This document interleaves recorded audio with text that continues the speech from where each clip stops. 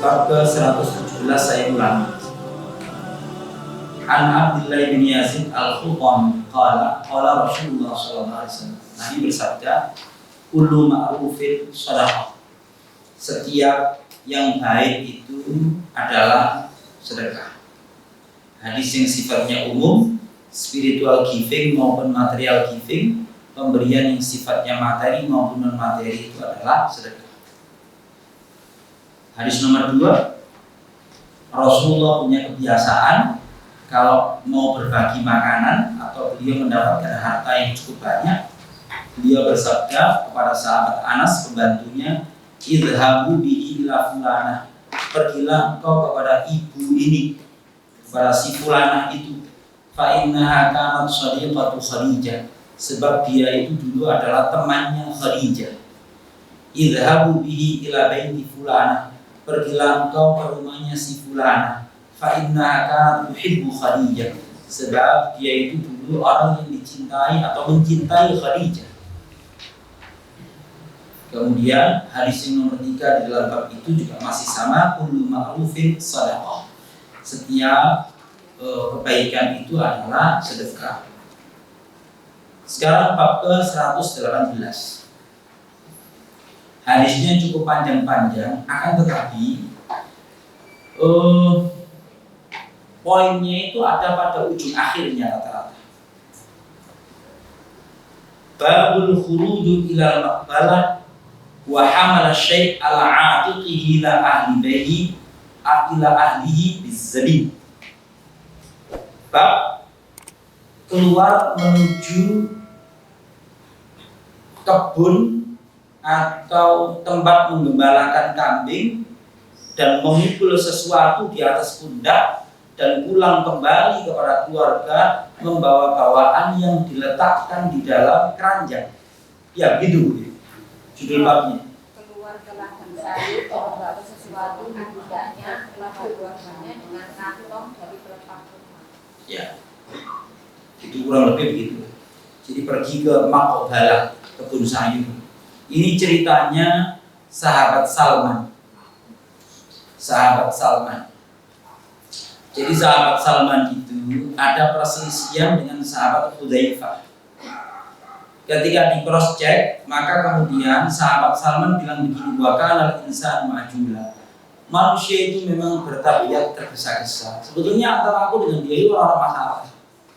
Hanya saja ya ada sesuatu yang perlu diklarifikasi. Itu tidak penting. Ujungnya yang paling penting yaitu sahabat Salman itu menceritakan kalau Rasulullah SAW itu pernah bersabda, min waladi Adam ana. Rasulullah menjelaskan begini, aku ini ya menungso biasa.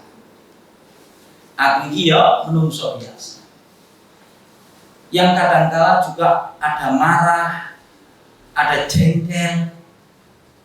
Fa'ayyu ma'abdin min ummati la'natuhu la'nah. Siapapun di antara umatku yang pernah tak ilokno, sabda Rasulullah, yang pernah tak ilokno, pernah tak laknat, au sababtuhu sabda, atau pernah ya tak ilokno, faj'alha 'alaiha shalah, maka jadikanlah itu ya Allah itu sebagai tabungan tambahan rahmat dari sisi.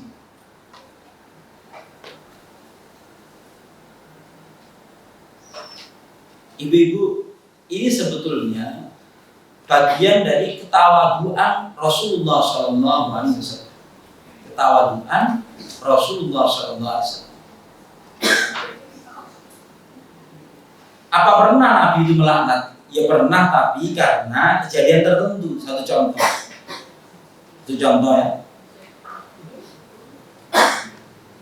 Beliau mengutus sekitar 80 orang karena ada permintaan guru ngaji dari sebuah suku. Nabi SAW mengirim 80 para penghafal Quran terbaik. Jadi mulai ngaji di orang.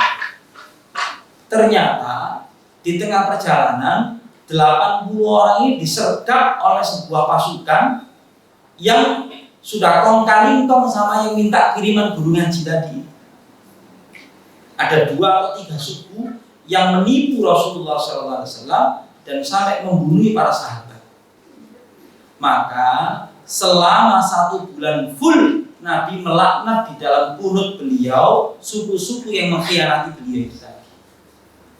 Ya pernah, gitu loh, pernah. Ada juga Nabi Muhammad SAW pernah bukan melaknat tapi kepegelen. Kepegelen itu karena beliau itu dalam sebuah peperangan kalah perang Uhud. Terus beliau terjerembab di dalam sebuah lubang sampai helm besi beliau itu masuk ke gusinya. Wajah beliau berdarah-darah. Kemudian beliau nyeletuk gini. Apa kalian? Nyeletuk gini. Bagaimana akan beruntung sebuah kaum yang menyebabkan wajah nabinya berdarah-darah. Maka kemudian turun firman Allah Ta'ala surat Ali Imran ayat ke 127 atau 126 atau 128. Cik ya. Laisa laka ini laisa laka 127 128 laisa laka minal amri syai'un aw yatuba alaihim aw yu'adzibahum fa innahum dzalimun. Turun ayat itu, silakan nanti kalau punya kitab tafsir buka. Itu bukan urusanmu hai Nabi Muhammad. Apakah Allah menerima taubat mereka atau mengazab mereka karena sesungguhnya mereka orang yang zalim? Jadi Nabi itu kepegelen jadi gigi sampai rompal, kemudian wajah berdarah-darah, beliau terjerembab. Begitu lah. Itulah murid-murid tingkat tingginya Rasulullah. Nah, kini ya mungkin ya sesuai dengan itu ya. Maka ini termasuk sabda Rasulullah di akhir-akhir hidup beliau, yaitu min waladi Adam anak aku kia manusia biasa cucu Adam seperti kalian. Fa ayyu ma'abdin min ummati laknatuhu laknat. Siapapun di antara umatku itu sing pernah tak laknat, sing pernah tak celah, maka jadikanlah itu ya Allah sebagai tambahan rahmat dari sisi hidupnya. Yang berikutnya, hadis berikutnya, qala Umar radhiyallahu ta'ala anhu, diceritakan oleh sahabat Abdullah bin Abbas radhiyallahu ta'ala anhu. Umar berkata, "Ukhruju bina ila ardi qaumina." Ayo ikut ke sana yuk. Fa kharajna. Kami pun keluar bersama Umar. Fa kuntu ana wa Ubay bin Ka'ab fi mu'akhirun nas. Kata sahabat Abdullah bin Abbas, saya dan sahabat Ubay termasuk rombongan yang terakhir. Kancrit. Fahajat sahabat tiba-tiba mendung petang. Sahab awan. Faqala Ubay. Kemudian sahabat Ubay ndonga, Allahumma srif anna adaha falahiknahum waqad ittarat rihal. Maka sahabat Ubay itu ndonga, ya Allah, jadikanlah hujan deras ini tidak menimpa kami tapi di sekitar kami, sehingga Ubay sama Abdullah bin Abbas itu bisa menyusul rombongan Umar pada berangkat terakhir. Dia didapati rombongan Umar terus ledok-dok is. Fakon orang-orang kemudian bertanya, ma asobakum lagi asobana, apakah menimpa kalian apa yang menimpa kepada kami? Qultu innahu ja'allahu azza wa jalla ayasrifa anna adha. Enggak. Karena Ubay itu ndonga agar hujan itu tidak menimpa kami dan tidak membahayakan kami. Umar mengatakan begini, ala da'utum lana ma'akum. Loh apa sih? Ketika kamu itu berdoa, kenapa redaksi doanya tidak mencantumkan kami juga? Lek ndonga mbok ojo kanggo karepe ojo ndonga kanggo awake dhewe selamat itu. Mbok sertakan kami juga gitu. Paham ini? Nah, jadi ojo medit ndonga dikapling-kapling. Iki terus. Jadi mendoakan itu Ya Allah, ampunilah umat Islam yang hadir di pengajian ini. Oleh ini, tok. Ya, itu kalau bisa itu diratakan untuk semua. Diratakan untuk semuanya. Ini kalau ditempatkan dalam bab yang masih terkait dengan perbuatan baik adalah doa kebaikan kepada orang lain itu juga bagian dari sedekah. Dulu. Yang berikutnya,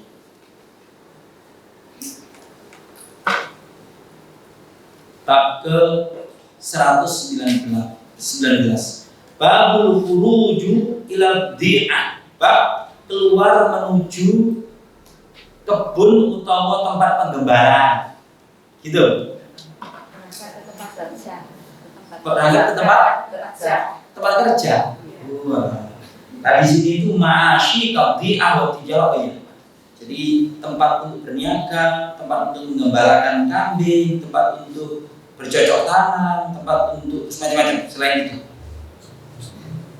Kebun bisa. Di'ah. An Abi Salamah qala. Abi Salamah menceritakan, ataitu Aba Sa'id Al-Khudri. Saya mendatangi Abi Sa'id Al-Khudri, sahabat Rasulullah. Wa kana li shadiqan. Saya memiliki teman. Faqultu, ala takhruj bina ilan nakhl. Kamu udah ikut bersama kami keluar ke kebun kurma? Fakharaja. Maka dia pun ikut keluar. Wa alaihi khamisah lah. Dia memiliki baju spesifik tertentu untuk digunakan berkebun. Kenapa kalau ditempatkan bab keluar ke kerja? Apa pelajarannya? Kita tengok hadis kedua, baru kita simpulkan.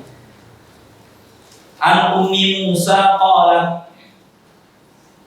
Sami'tu Aliyan sallallahu alaihi yaqul. Aku mendengar sahabat Ali mengatakan, Amar Nabi sallallahu alaihi wasallam Abdullah bin Mas'ud ayas ada syajaratan fayatihi minha bisyai. Nabi memerintahkan sahabat Abdullah bin Mas'ud untuk memanjat sebuah pohon mengambil sesuatu. Fanadhara ashabuhu ila saqi Abdullah. Orang-orang sahabat Rasulullah itu melihat betis kakinya Abdullah bin Mas'ud. Bu, ini loh. Abdullah bin Mas'ud itu wong iku rapati dudu. Terus sikile itu ya, enggak usah dibayangkan. Maka fadhahiku min hamusyata safi. Melihat betisnya yang kecil itu, orang-orang itu ketawa.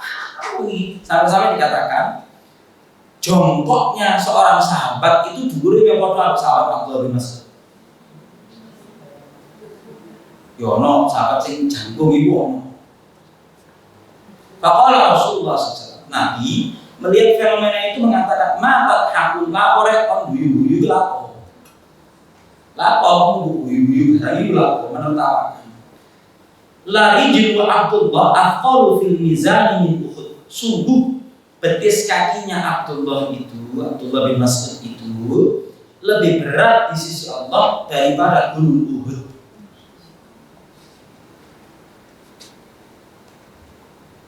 Jadi sahabat Abdullah bin Mas'ud itu satu-satunya sahabat yang pernah baca Quran untuk Rasulullah.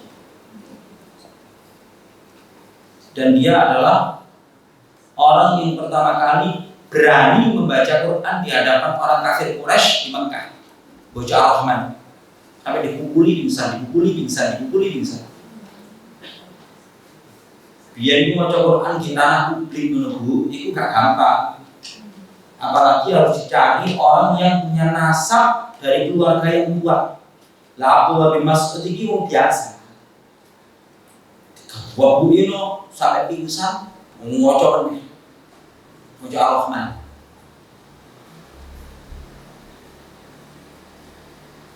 Ibu sekalian, ini kalau dalam pandangan saya, pergi ke tempat kerja untuk mencukupi kebutuhan diri, kebutuhan anak, kebutuhan istri, kebutuhan orang tua yang sudah tidak bisa bekerja, itu adalah sebuah kebaikan. Adalah sebuah kebaikan. Bahkan di situ dikatakan ajarkan seseorang kepada orang lain untuk bekerja, itu juga sebuah kebaikan. Ala takhruj bina ilan nakhl. Kamu tidak kepingin keluar bersama kami ke kebun kurma, melok-melok panen atau apa dulu. Ini harus ditanamkan Bu ya, kalau punya anak laki-laki ditanamkan. Berangkat ke tempat kerja. Sahabat Ali bin Abi Thalib untuk mencukupi kebutuhan rumah tangganya itu sampai-sampai bekerja mengayuri kebunnya orang Yahudi untuk setiap satu pohon dapat upah 2 biji kurma. Itu mantunya Rasulullah.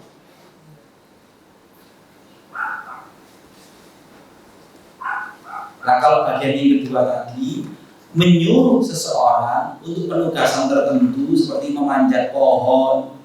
Kalau sekarang itu apa konteksnya? Pak, ini kampung-kampung itu panen kelapa untuk setiap 10 orang di situ. Nah gitu sih. Seperti ini. Sekaligus ujian Rasulullah ketika membela seorang sahabat yang ditertawakan penampilan fisiknya. Ada kan? Orang itu penampilan fisiknya itu ditertawakan orang lain kan ada ya? Nah ini Rasulullah melakukan pembelaan. Awakmu ini guyu-guyu sikile sahabat Abdullah bin Mas'ud. Sungguh itu di sisi Allah lebih berat daripada gunung Uhud. Yang berikutnya bab ke 120. Bab ke 120. Babul muslimu mir'atu akhi. Bab seorang muslim itu adalah cerminan dari saudaranya.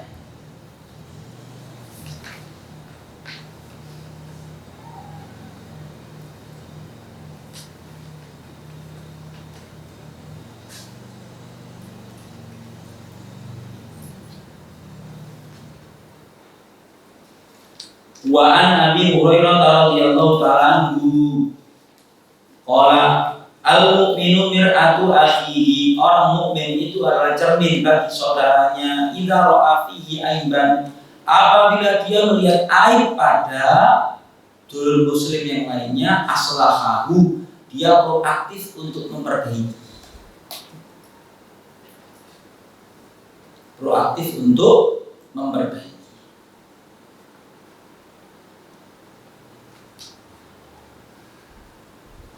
Bahasa Arab cermin itu apa? Suruh aku kaca. Bahasa Arab cermin itu apa? Bahasa Arab itu mir'ah. Bahasa Arab itu wedok. Ono pepatah ini, al-mar'atu shahibul mir'ah. Wong wedok iku gaweane mek maca. Aku ora. Tapi lah saiki gak lanang gak wedok senengane produknya skincare orang itu saja. Bu, jadi maksudnya itu fungsi kaca ini coba. Kalau kita lagi berkaca, kan kalau ada yang tidak rapi dari rambut, kudu mencelek, benar. Nah, ngono Bu. Lek ono sing gak pantes dipernak-pernak. Demikianlah kedudukan seorang muslim kepada muslim yang lainnya. Kalau ada sesuatu yang salah, dia proaktif untuk memperbaikinya supaya benar. Bahkan ibu, kalau kita itu bersahabat, berteman akrab dengan orang baik, kita juga bisa belajar dari dia. Lah iya wong iku lho anak kok manut-manut. Aku tak silaturahmi nang ngono supaya anak itu supaya gampang diatur kena dikandani yo. Oh ternyata begini orangnya itu lebih mendidik.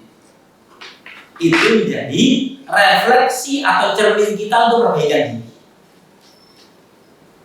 Contoh yang lain, orang nggak rajin puasa, tapi berkomunitas dengan orang yang senang berpuasa, itu larang. Awak isliani mangan, doy, sungkan. Koncoan ada orang di poso itu beneran poso. Berteman dengan orang yang ahli baca Quran, setiap hari itu menceritakan, aku lagi mau surat itu.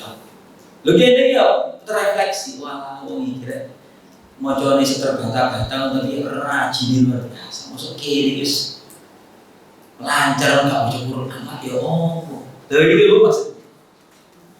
Jadi judul dari bab ini, al muslimu mir'atu akhihi. Muslim itu adalah cermin bagi muslim yang lainnya. Itu ada dua fungsi tadi. Kalau dia melihat aib pada diri orang lain, maka dia proaktif minil oleh itu. Dia proaktif untuk membuat betul perbaikan kepada orang lain, atau tindak tanduk perilaku baik dari seorang muslim itu menjadi refleksi bagi kita. Menjadi refleksi bagi kita.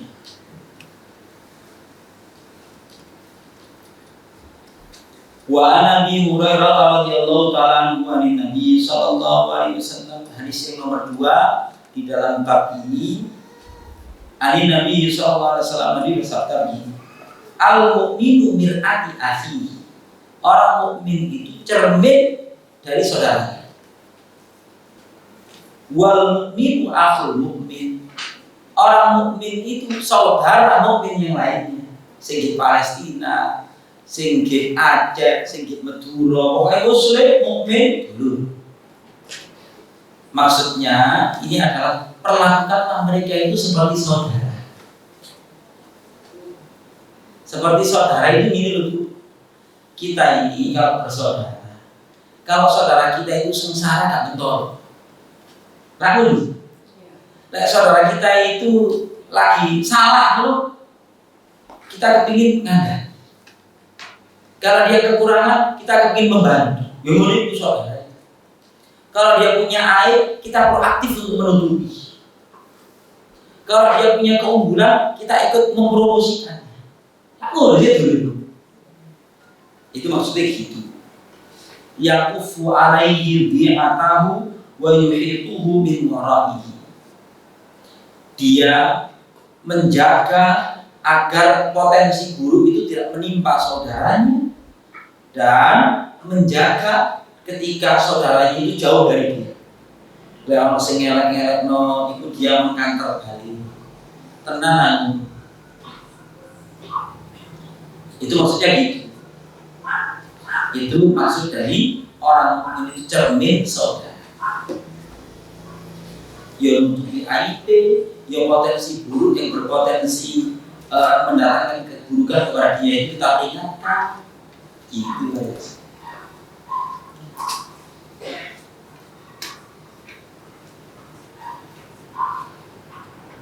Hadis nomor berikutnya, wah ini unik.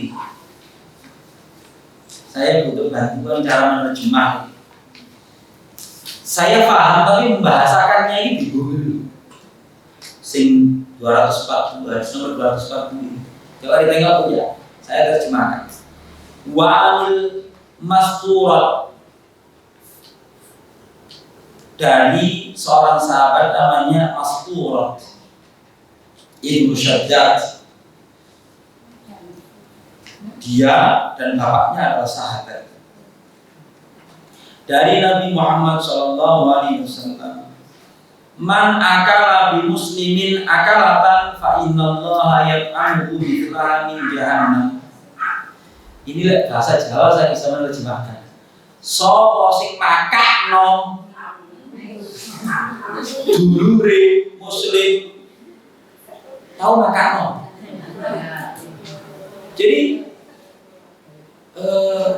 aibnya orang itu dijual kepada pihak lain supaya dia dapat bayar. Itu jadi makan koncong. Itu loh. Kalau di situ terjemahkan apa? Siapa yang mengorbankan saudara muslimnya untuk cari makan, gitu? Siapa diberi makan mengorbankan saudara muslim, maka Ya bodoh. Itu intinya Jawa-Jawa sapa sing makakno dulur muslim. Ya pada kok salah saja siapa yang mencari makan dengan mengorbankan saudara muslim, maka Allah akan memberi makan dia seperti itu juga di neraka jahanam. Ya bodoh. Itu lek kata Jawa ini sapa sing makakno dulur muslimin untuk mencari makan. Jadi aibnya orang Islam itu dijual. Waman kasa birojulin muslimin fa innallaha azza wa jalla yaksuhu min jahannam. Siapa yang ingin mendapatkan pakaian dengan mengorbankan seorang muslim, Allah akan memberikan pakaian dia di neraka jahanam. Gitu ya. Waman qoma birajulin muslimin maqama riya'an wa sum'atan. Dan siapa yang berdiri di hadapan saudara muslimnya untuk pamer sum'ah, membanggakan diri, menyombongkan diri dengan penampilannya dan merendahkan saudara muslimnya itu, fa innallaha yaqumu bihi maqama riya'an wa sum'atan yaumil qiyamah. Maka Allah akan memberdirikan dulur-dulur yang dipameri dengan riya sum'ah itu tadi, untuk sombongan dia tadi itu pada hari kiamat. Jadi dibikin dia pegel.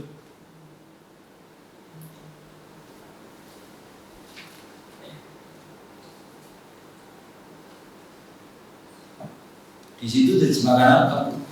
Yang bagian yang terakhir ini. Siapa yang barang siapa berbuat terhadap seseorang dengan riya dan sum'ah, maka Allah memudahkannya dengan tempat dia berdoa pada hari kiamat. Oh, gitu. Kalau saya pakai yang versinya singular.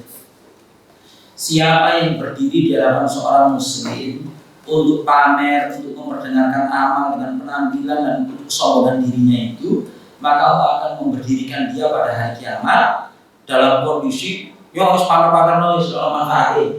Itu kan maksudnya ini tadi terjemah. Kalau saya pakai yang di sini itu tidak seperti itu, justru dibalik sama Allah. Jadi orang itu dihinakan di akhirat, justru yang dipamer tadi dimuliakan oleh Allah. Yang intinya dulu ya mencederai, melukai, merendahkan saudara muslim itu enggak baik. Menipu mereka itu enggak baik. Mengorbankan mereka itu enggak baik.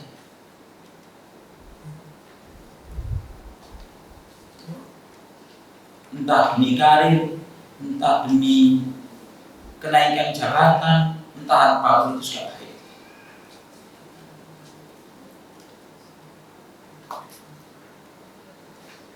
Bab ke-120.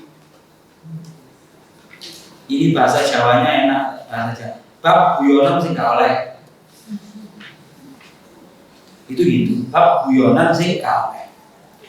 Di bahasa Arabnya di babu ma la yajuzu minal la'bi wal mizah. Bab sesuatu yang tidak diperbolehkan dari permainan dan senda gurau.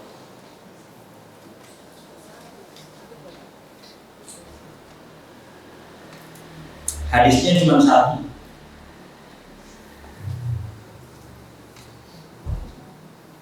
Wa Abdullah bin Sa'id an-Nabi yang jadihi radhiyallahu ta'ala anhu qala sami'tu Rasulullah sallallahu alaihi wasallam yaqul, Nabi bersabda begini.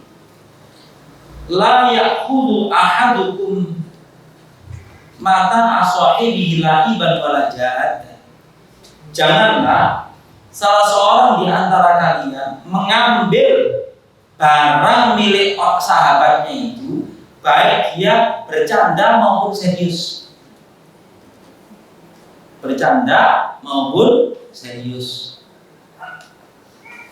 Teman satu kos-kosan, moro-moro laptopnya juga mulai. Pengen bocorin, dia terus kapan hilang. Setelah 2 hari, Aku ngetes doa aku ini membuka. Greget banget. Ini orang di ibu. Kak meminjam sepeda motornya Kak Ondo, orang-orang dulu kontaknya sepeda motor di bawah lagi. Setelah 5-10 jam mulai dengan kosan wis konjonis memberitakan ke orang tuanya, ke siapa-siapa, sepeda motor itu hilang mana? Tiba-tiba terus baru balik, ya oke. Masih gini-gini dulu. Kendati alasannya aku kayak gimana kalau pakai tes dong. Tidak boleh. Apa bahasa? Oh, prank. Ya maksudnya kalau itu larangan ngeprank itu maksudnya. Kalau saya guyonan sih ngelamuin atas. Guyonan sih ngelamuin atas kurang. Fa'idha akhadha ahadukum asal sahibahu falyarudduha ilaihi. Apabila salah seorang di antara kalian itu mengambil tongkat saudaranya, hendaknya dia mengembalikan. Itu tongkat itu barang sih nggak berjanji sekarang.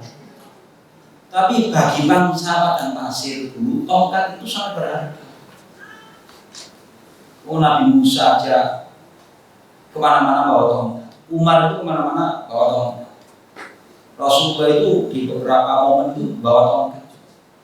Jalan. Imam Syafi'i itu senantiasa bawa tongkat. Ketika beliau ditanya, "Kenapa jadi bawa tongkat?" Supaya saya ini sadar, urip ini adalah perjalanan. Nek singgah tok baru yo lihat terus. Kalau dalam konteks hadis ini, barang yang remeh saja itu jangan diambil dengan alasan guyonan.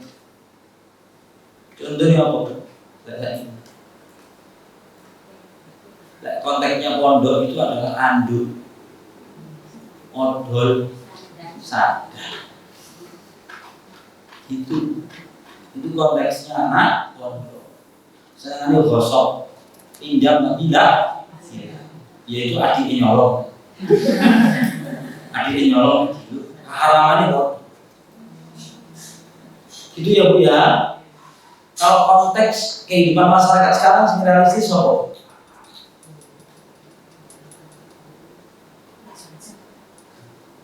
Oh iya. Ya pinjemi. Kalau tinggal kampung itu memang pinjem ngemplang itu menjadi trademark seseorang. Nah ya, pokoknya guyonan harus hati-hati. Guyonan tadi kemudian bermusuhan itu juga bercanda yang melampaui batas. 122. Babu ad-dalu al-khair.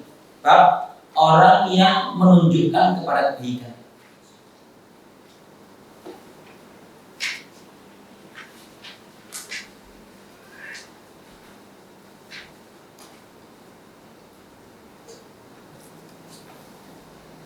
Bab orang yang menunjukkan kepada kebaikan.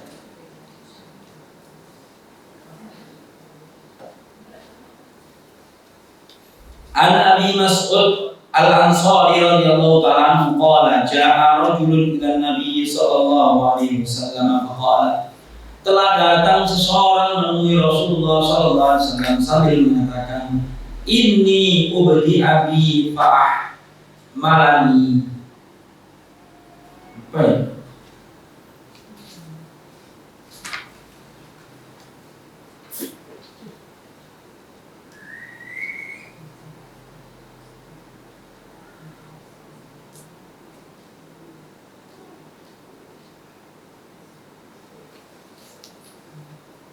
Sesungguhnya saya tertinggal atau tersesat itu dari perjalanan, dari rombongan. Iya. Oh, ini ubdi abi fa'ahmalani. Sesungguhnya saya kehabisan bekal dalam perjalanan ini. Maka coverlah kebutuhan saya. Qala la ajidu. Semurane aku juga enggak punya, bekalku juga terbatas. Walakin i'ti fulanan la'allahu ayyahmilaka. Tapi datangilah si fulan. Semoga dia nanti akan mengcover kebutuhanmu. Fa'atahu fahamalah. Maka orang yang kehabisan bekal tadi itu mendatangi si fulan dan kebutuhan dia di-cover. Fa'atan Nabi sallallahu alaihi wasallam fa'akhbarahu. Orang yang kehabisan bekal tadi itu curhat kepada Rasulullah, cerita kepada Rasulullah, ya Rasulullah, saya ini sambat kepada seseorang karena saya kehabisan bekal. Terus dia nggak bisa memberi sesuatu kepada saya. Dia merekomendasi orang lain untuk saya datangi. Kemudian orang itu memberi saya untuk bisa pulang. Faqala man dalla ala khairin falahu mithlu ajri fa'ilihi. Siapa yang memberikan arahan, petunjuk, saran untuk berbuat baik, maka dia mendapatkan pahala seperti yang mengamalkannya. Gampang loh? Gampang lagi? Silakan tengok beberapa ayat Al-Quran. Contoh ya, Surat Al-Baqarah ayat 215, Surat An-Nisa ayat ke-36.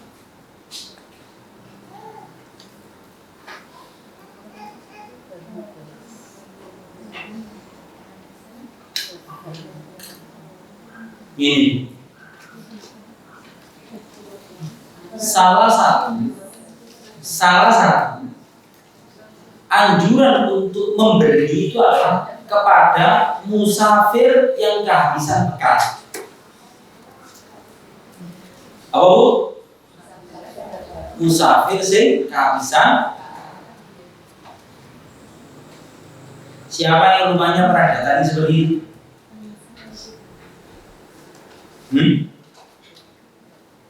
Siapa Bu? Orang mau macam kelas. Saya ini adalah korban perampokan di tol Cikarang. Istri saya juga dibuang juga sama perampok. Rumah saya aslinya Kalimantan. Saya singgah di sini itu melalui si fulan. Bapak saya itu punya usaha ini di Kalimantan. Tolong saya dipinjami untuk bisa pulang ke Kalimantan. Sampai kok terdampar di mana ya? Oh, begini ceritanya. Saya mau ke Surabaya, terus saya mau beli tiket naik kapal laut ke Kalimantan. Coba saya beri nomor telepon Bapak orang ini, nanti uangnya akan saya ganti. Terus dikasihlah uangnya dijauhi, dijauhi tok 1.200.000. Ya wis iki temenan lho ya, bareng lho ya. Lah kok sudah 12 tahun kok berumah transfer. Iku usul-usul bolak balik Bu. Ya. Lah saya itu tidak tahu konteks Ibnu Sabil sekarang sama dulu itu apa sih? Apakah sekarang itu kayak modus? Atau dulu itu memang betul-betul teridentifikasi? Itu satu ya. Lah konteks masyarakat Mesir di ceritanya mahasiswa perantauan Mesir. Ustaz, di Mesir itu macamnya dulu menungso. Ono wong Islam sing dermawan, ono wong Mesir wis koyo mungkin ono gede-gede kok iki. Jawa itu luar biasa. Remani luar biasa. Copet luar biasa. Mereka itu suka mencari mahasiswa Indonesia. Mahasiswa Indonesia itu lah semacam kelas lain. Lah mereka terutama menjelang Ramadan atau setelah Idul Fitri, kalau ada mahasiswa Indonesia ini suka kasih uang. Karena menganggap mahasiswa Indonesia itu rata-rata Ibnu Sabil. Oh Yaman itu. Oh Maroko itu. Gitu. Nah mungkin saran saya, kalau mau ngasih Ibnu Sabil itu diterima mahasiswa sing temen, kemudian gak tahu oleh transferan untuk bapak ibu. Dia berusaha memikul tanggung jawab kemandirian, kok sih gak nuntut kayak sekali-kali kayak itu. Paham? Satu, yang kedua, bahwasanya tanggung jawab seseorang menolong orang lain Kalau dirinya belum mampu, dia boleh merekomendasi orang lain. Surat Al-Ma'un ayat yang ketiga.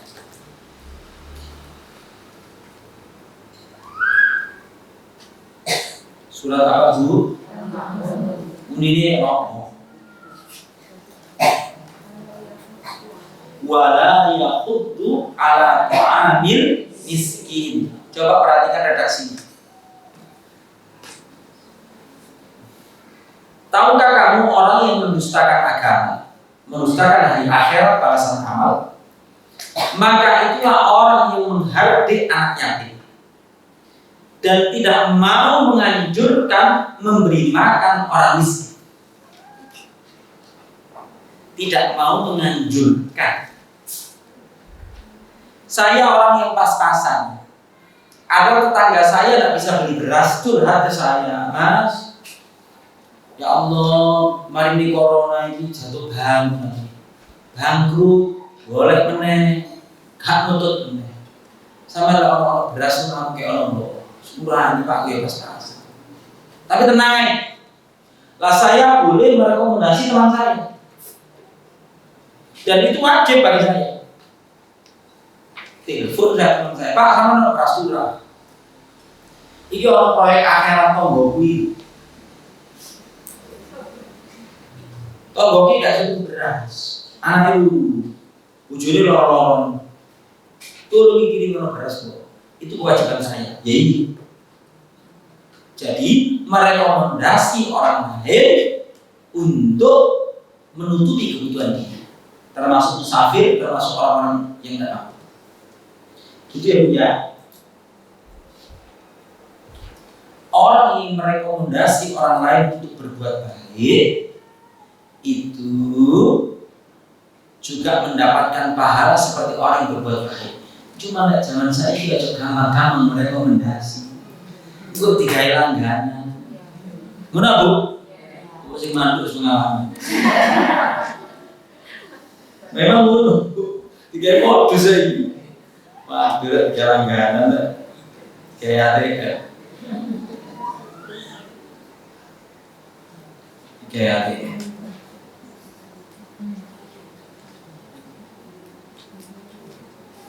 Nah, ini fungsinya koordinasi lembaga-lembaga umat Islam di situ. Ada sebuah lembaga yang suka menyantuni umat Islam yang tidak mampu. Iki orang kita orang aku terus iki tak lewat sampean. Soalnya si bulan ini itu penerima tetap dari kami, cuman kami kasih konsekuensi satu, pembinaan bulanan nggak tahu. Loh gini, sih delingnya loh, Bu ya. Oke, pada intinya di sini adalah merekomendasi orang lain untuk berbuat baik, dia mendapatkan pahala seperti orang yang berbuat baik. Cuma macam gampang-gampang merekomendasi. Sudah. Satu bab lagi.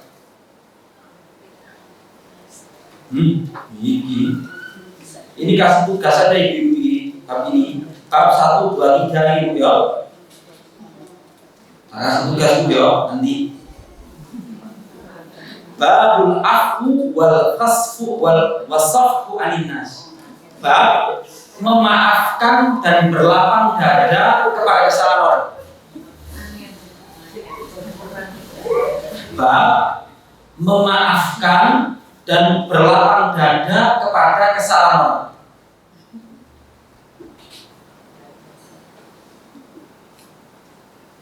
An Anasin radhiyallahu ta'ala anhu anna yahudiyatan atatin nabiyya sallallahu alaihi wasallam bi syaqin masmumatin. Berbakat nih Yahudi itu situ.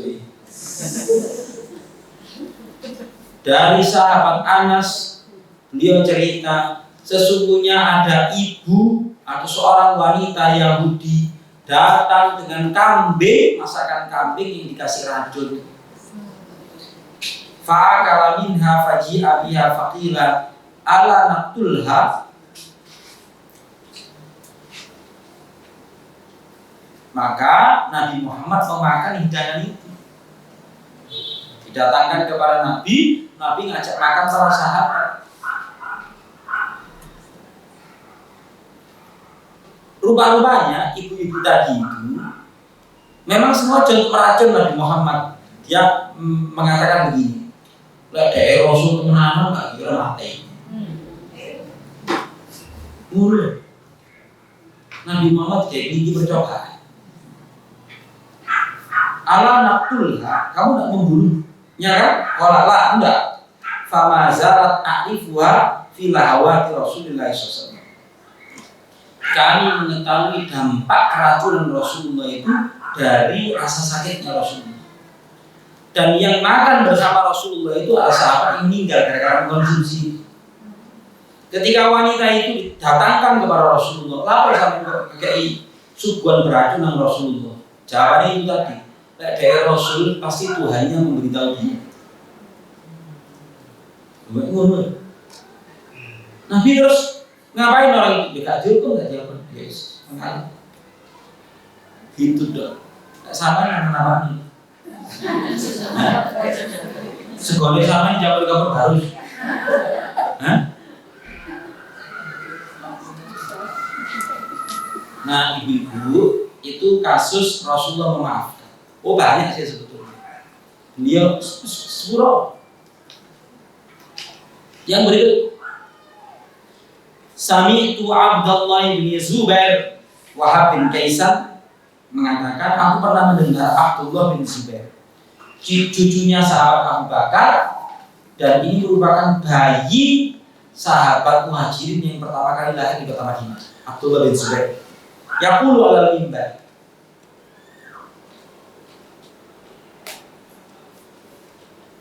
khudil afwa, berilah maaf, wa'mur bil urfi, perintahkanlah orang untuk berbuat baik, wa'arid anil jahilin, berpalinglah dari orang yang jahil. Qala, lantas beliau mengatakan, wallahi,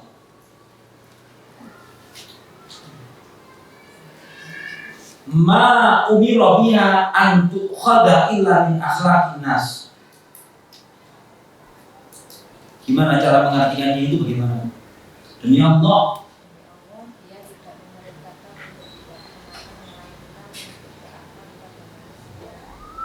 demi Allah, tidaklah ayat itu memerintahkan kecuali agar kita itu berakhlak yang baik kepada orang. Wallahi la'akhadanna minhum ma suhbatuhu. Demi Allah, aku akan mengamalkan ayat itu selama berinteraksi dengan mereka. Bapak Ibu, sahabat Abdullah bin Zubair ini termasuk yang dimusuhi banyak orang. Setelah Ali bin Abi Thalib wafat, dia itu jadi khalifah, dan wilayah kekuasaan dia itu hanya tersisa di Mekah saja. Ini anaknya Asma binti Abu Bakar, dan beliau ini diserang oleh seorang panglima perang namanya Hajjaj bin Yusuf Al-Thaqafi, dan dia dibunuh, kemudian jasadnya disalib di atas Ka'bah selama 1 tahun, tidak boleh diturunkan. Nah, dia itu lebih memilih suka memaafkan, tidak mencaci maki di dalam berinteraksi dengan lawan-lawan politiknya. Lebih jauh, ibu-ibu, memang memaafkan itu jauh lebih baik kepada orang-orang yang suka menyakiti kita. Nanti akan saya sampaikan yang lain untuk menjelaskan setelah hadis yang nomor 3. Wa an Ibnu Abbas radhiyallahu ta'ala anhuma qala Rasulullah sallallahu alaihi wasallam, Rasulullah sallallahu alaihi wasallam bersabda, alimu, ajarilah orang, wa yassiru, dan permudahlah, wala tu'assiru, jangan engkau persulit. Sebentar lagi, jangan engkau persulit. Wa idza ghadiba ahadukum, dan apabila salah seorang di antara kalian jengkel atau marah, falyaskut, hendaknya diam.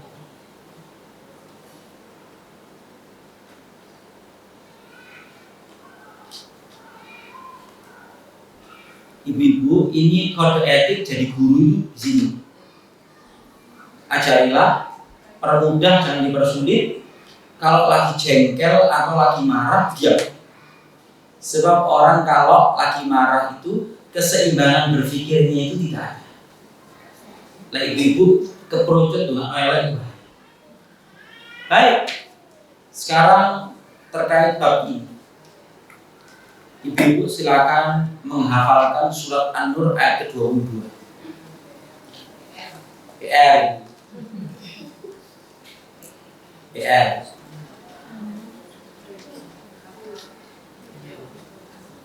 Bunyi ini Bu.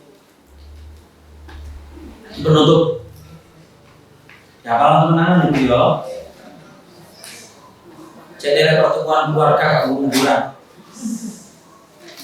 Jadi pertemuan keluarga gak umur-umuran.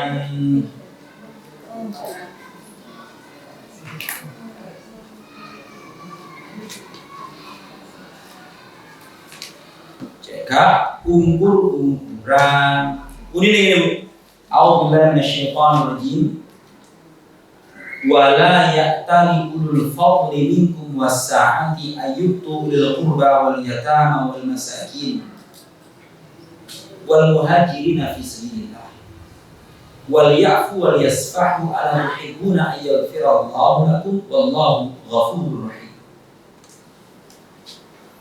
Janganlah orang yang memiliki keutamaan atau kemuliaan karena agama dan memiliki kelapangan dalam kehidupan, diparingi sugih atau kelapangan rezeki, dia bersumpah tidak akan berbuat baik memberi kepada dulurnya, kerabatnya yang miskin,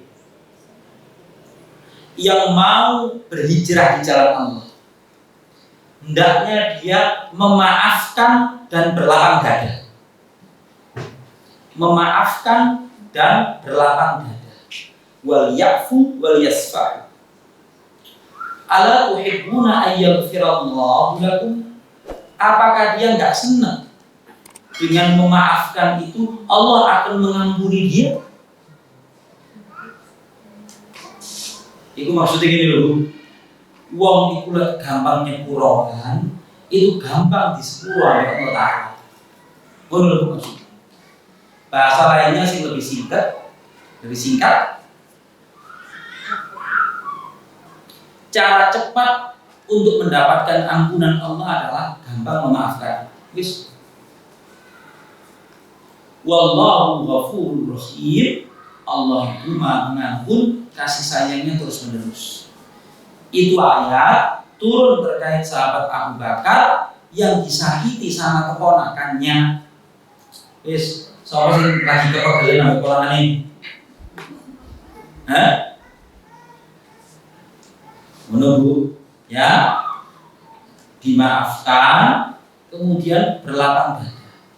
Berlapang dada itu maksudnya begini, bahasa Jawa itu samudra paraksami. Maksudnya begini, lautan itu kalau dilempar sesuatu yang berbau busuk, ngefek apa enggak? Saking luasnya gak ngefek. Ya. Maksudnya pemaafan yang tulus itu adalah mengungkit-ungkit kesalahan masa lalu kita. Oke? Jadi halal bihalal itu salaman temenan.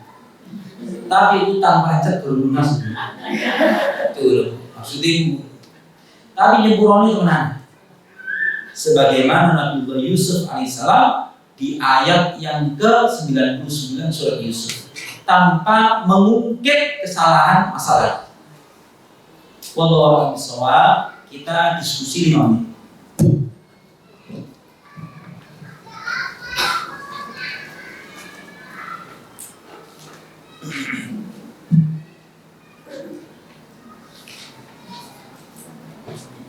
Alhamdulillah. Adakah sesuatu ibu-ibu? Monggo. Tadi depan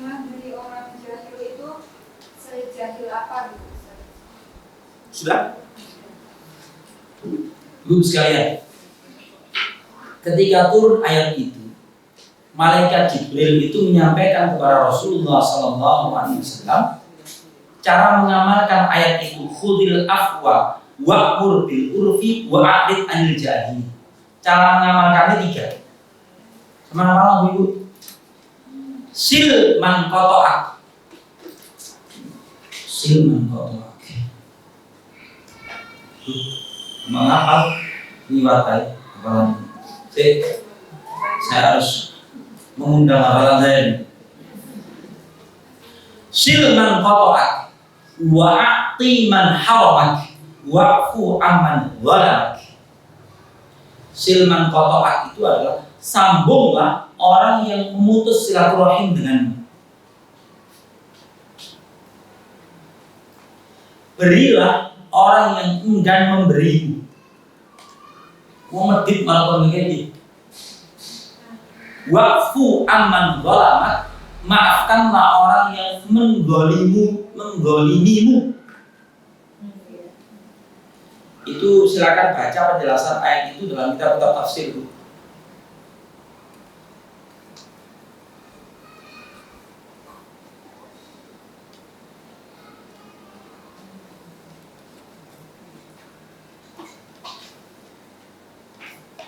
Surat Al-A'raf halaman terakhir. Surat Al-A'raf halaman terakhir. Khudil afwa ayat 199. Saya tengok tafsirnya.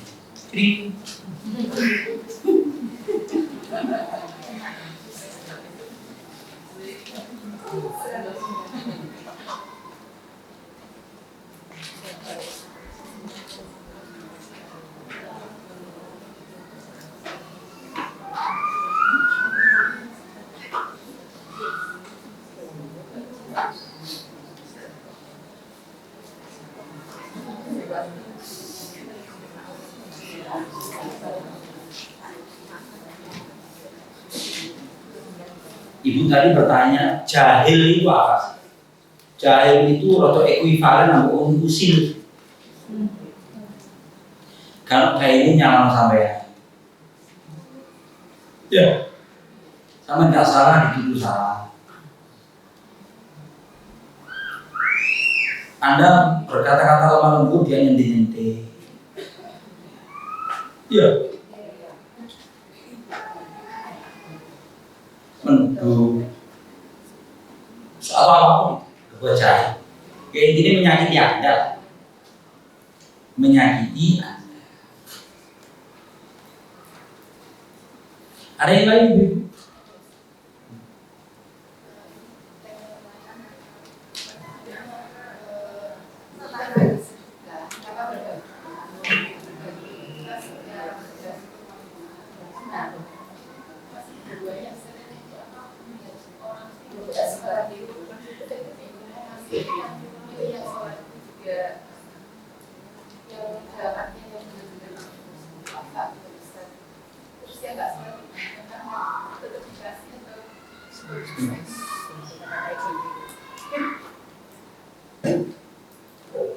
Bismillahirrahmanirrahim.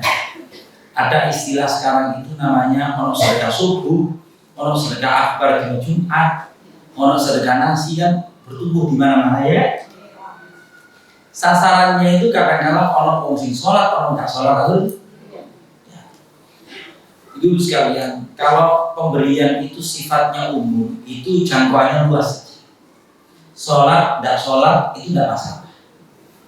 Bahkan sedekah salah sasaran itu tetap berbahaya. Oke? Sedekah salah sasaran itu tetap berpahala. Dalilnya banyak, dalam Riyadhus Shalihin banyak.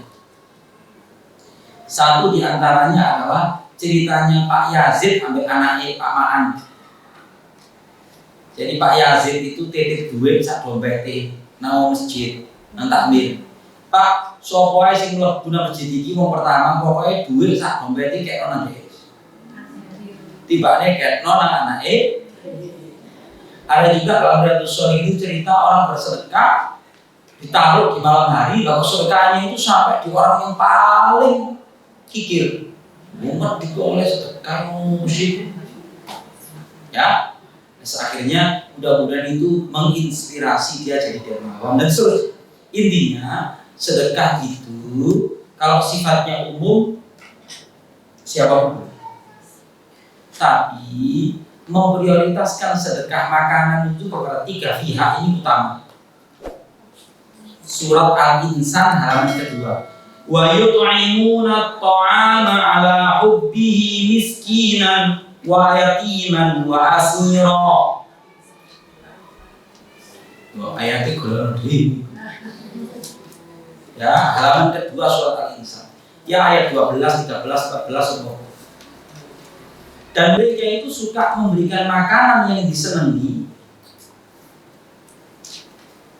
miskinan kepada orang miskin, yatiman anak yatim, wa asiro dan orang yang jadi tawanan. Ibu-ibu sudah pernah bakti sosial di penjara wanita enggak? Pernah? Sekali lah ya. Bicara acara mana-mana gitu. Ya, saya pernah pengajian di penjara wanita. Soalnya kayak bingkisan kalau bodoh, tapi bodoh kalau sih gede kan, bodohnya ada perego itu bagiannya. Betul lagi, kalau sih gede, sampai si kiri dah, bodoh tinggi. Ya, terus ya bu ya, itu lekangan itu prioritas gitu. Memang banyak sedekah itu di Malang ini kadang-kadang ya sing nggak sholat yo dapat. Tapi mugo-mugo ae. Iku dadi sebab ya. Terakhir ibu sing iku nih. Di luar. Ada pertanyaan Bu monggo. Ya.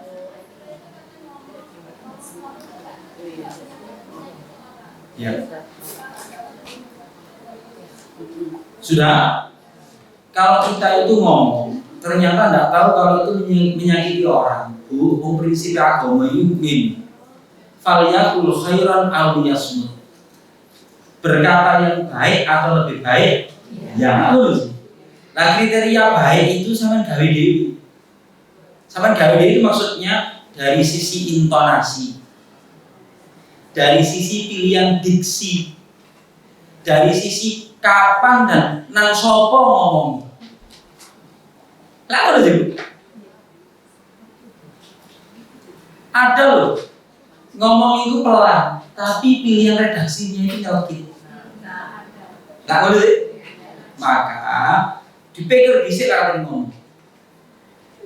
Sebab ucapan itu kalau sudah keluar dari mulut itu seperti anak panah yang melesat. Gak kena dijugo meneh. Lah Bu, sing iki yo itu butuh sparring partner dengan circle yang terdekat. Ono ndak? Wong wedok komentar nang sing lanang iku mak jelek. Wis sampe takon bojone sampe ya. Mas, suara seperti ini aku rumah tangga sampean iki sama niku jane yo opo sih? Jane awakmu nek ngomong ya.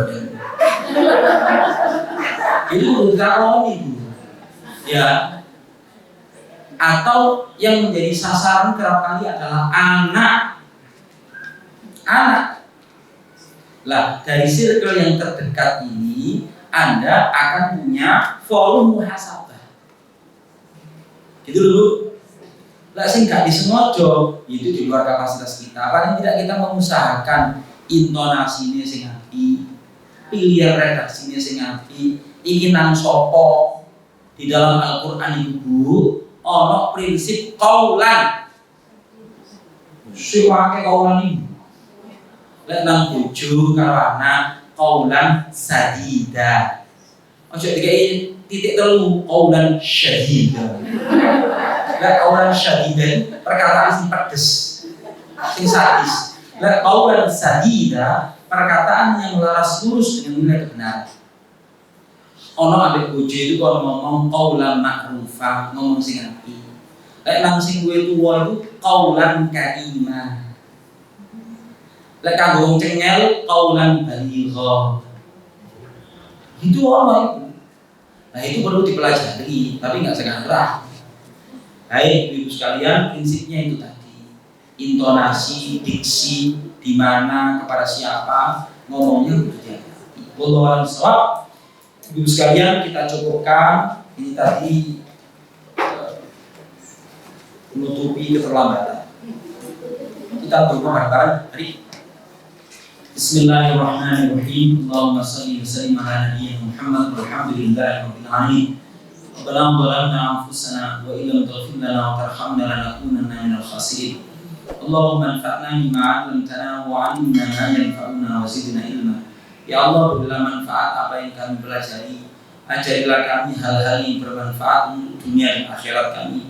Tambahkan kepada kami keilmuan ya arhamar rahimin. Allahumma ij'alna minal ladzina yastami'una al-qawla fayattabi'una ahsanah.